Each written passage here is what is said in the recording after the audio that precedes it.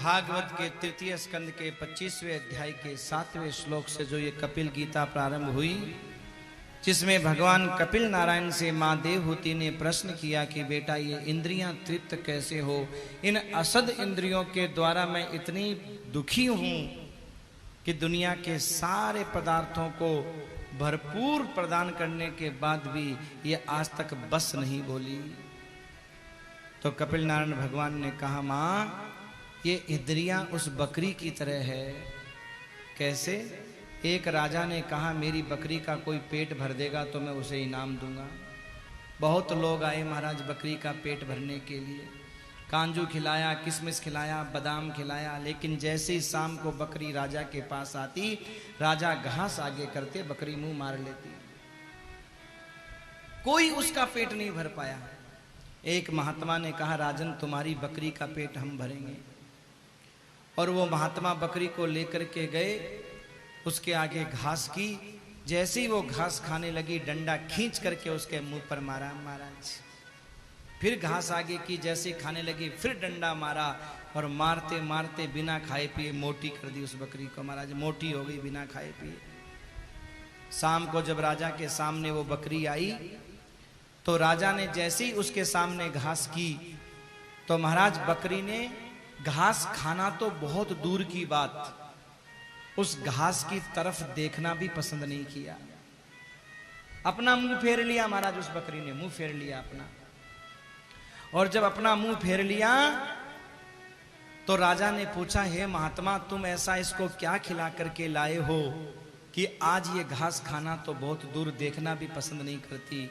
तो महात्मा ने झोले में से डंडा निकाल के कहा, महात्मा ने कहा मैंने ये खिलाया आज इसको, पूरे दिन खिलाए होंगे किसी ने कांजू, बादाम, पिस्ता, रसमलाई, रसगुल्ला, इसका पेट नहीं भरा।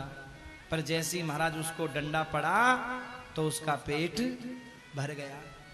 यानी इन इंद्रियों के ऊपर जब तक संयम का डंडा न पड़े तब तक सजनों इनका पेट भरने वाला नहीं है। चाहे दुनिया की कहा जाता है सारी स्त्रियां एक पुरुष को दे दी जाए और भोगने की शक्ति दे दी जाए, पूछा जाए अब संतुष्ट हो तो बोलेगे कहां, अप्सराएं तो रह ही गई अभी।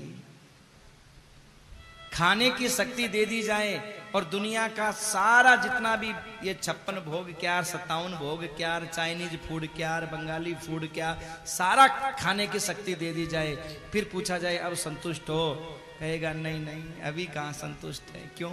स्वर्ग के भोग तो रह ही गए अभी तक, वहां तो कैसा बनता देखा ही नहीं। ये इंद्रियां इतनी खतरनाक है मेरे भाई। इसलिए कोई कहे ना कि खा के मन की निकाल लो, खा करके मन की आज तक किसी की नहीं निकली। हाँ, मन में और ज्यादा फिर लालसा बढ़ती है। ज्यादा बड़े लोग ज्यादा खाने के टेस्टी वाले होते हैं तो उनका मन ज्यादा ललायित होता है। गरीब बेचारा नहीं खाता तो उसके मन में ललायित भी नहीं रहता, वो ज्यादा उसके मन में इच्छा भी नहीं है, क्योंकि बस उसकी उतनी शक्ति है। हाँ, बहुत सुंदर महाराज। बंधन का कारण क्या है, मोक्ष का कारण क्या है? तो महाराज यहां भागवत के तृतीय स्कंद के 25वें अध्याय के 15वें श्लोक में भगवान कपिल नारायण ने मां से कहा, मां बंधन का कारण भी मन है और मोक्ष का कारण भी मन है। बड़ा सुंदर श्लोक है। मनुस्मृति में भी आता है कि मन एवं मनुष्याणाम कारणम बंध मोक्षयोः। मन ही मनुष्य का बंधन का कारण है, मन ही मनुष्य का मोक्ष का कारण है। और यहाँ भागवत के तृतीय स्कंद के 25वें अध्याय के 15वें श्लोक में भगवान कपिल नारायण इसी बात को कहते हैं, माँ चेत खल्वस्य बंधाय मुक्तये चात्मनो मतम् गुणेषु सक्तं बंधाय रतं वा पुंसि मुक्तये। मां ये जीव का मन ही बंधन का कारण है, मन ही मोक्ष का कारण है। ये मन जब संसार में लगता है तो बंधन हो जाता है, और ये मन जब भगवान में लगता है तो मोक्ष हो जाता है। सजनों, इस कपिल देवहूति संवाद के बड़े सुंदर श्लोक हैं। समय के अनुसार हम लोग इसको सुने हैं। हाँ, फिर आगे बढ़ेंगे। बड़ा सुंदर प्रसंग है कपिल देवहूति संवाद, इसीलिए मैंने कल इसको बचा के रखा आज के लिए। जबकि शिव विवाह प्रसूति का वंश चतुर्थ स्कंद में आता है और कपिल देवहूति संवाद तृतीय स्कंद में आता है।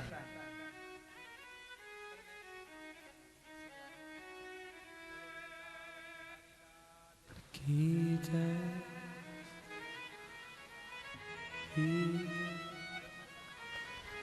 दयाल की जय, राधा रानी की जय, जय जय श्री राधे श्याम। सजनों, तृतीय स्कंद का ये बड़ा सुंदर प्रसंग है कपिल देवहूति संवाद, जिसको हम श्रवण कर रहे हैं। और ये संवाद मैंने कल बचा करके रखा था कि आज आपको परोसूंगा अच्छे से, तो आप इसका आनंद लीजिए। बड़ा अपने जीवन के ऊपर है, एक एक श्लोक अपने जीवन के ऊपर है। मुझे बहुत अच्छा लगता है ये संवाद। भागवत के तृतीय स्कंद के 25वें अध्याय के 15वें श्लोक में भगवान कपिल नारायण ने बंधन और मोक्ष के बारे में बताया है कि हमारा बंधन कैसे होता है, मोक्ष कैसे होता है। कहा मां, जब ये मन संसार में लगता है तो बंधन हो जाता है, और ये मन जब भगवान में लगता है तो मोक्ष चेत है। खलवश्य बंधाय मुक्त चात्मनो मतम। सजनों, संसार से मुक्ति की चाबी भी एक है मन, और संसार में बंधन की चाबी भी एक है मन। ध्यान रखिएगा। और है छोटा सा ही, ज्यादा बड़ा। किसी ने मन को देखा है? तोल के देखा है कितना किलो का होता है मन, या कितने साइज का होता है मन? हाँ, सोचिए कितना छोटा है, दिखाई भी नहीं देता है, फिर भी सारी चीजें उस मन के वश में हैं। उदाहरण के लिए बताऊंगा आपको, जितना बड़ा आपका घर का प्लॉट होता है, आप प्लॉट खरीदते हो घर बनाने के लिए, उससे छोटा घर बनाते हो, और जितना छोटा घर बनाते हो उससे छोटा उसमें कमरा बनाते हो, जितना छोटा कमरा बनाते हो उससे छोटा उसमें दरवाजा लगाते हो, जितना छोटा दरवाजा लगाते हो उससे छोटा उसमें कुंदा लगाते हो, जितना छोटा कुंदा लगाते हो उससे छोटा उसमें ताला लगाते हो, और जितना छोटा ताला होता है उससे छोटी उसमें चाबी होती है। अब इतने बड़े घर में आपने ताला लगा दिया चाबी से, चाबी है तो छोटी सी, पर पूरा घर किसके बस में है?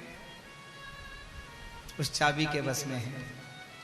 ऐसी सजनों, ये इतना बड़ा घर है, इसमें 9 दरवाजे हैं, खिड़कियां हैं, सब कुछ है, पर इस 9 दरवाजे वाली पूरी की जो चाबी है, उस चाबी का नाम है मन।